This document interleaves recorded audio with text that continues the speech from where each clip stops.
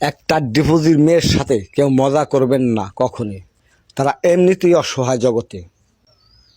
যারা স্বামী সন্তান ছেড়ে 24 ঘন্টা কথা বলে পরপুরুষের সাথে, তারা নিজের ইজ্জত পরপুরুষকে দেখানে খুব ভালোবাসে, পরপুরুষের দেখে আনন্দ উৎসব করে।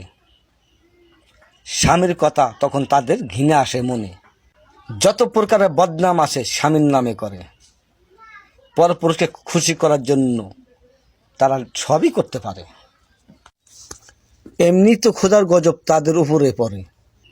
স্বামীর নামে বদনাম করে পরপুরুষকে ভালোবেসে 24 ঘন্টা পড়ে থাকে পরপুরুষ নিয়ে। কম সহজে কি ডিভোর্স মারে তার স্ত্রীকে?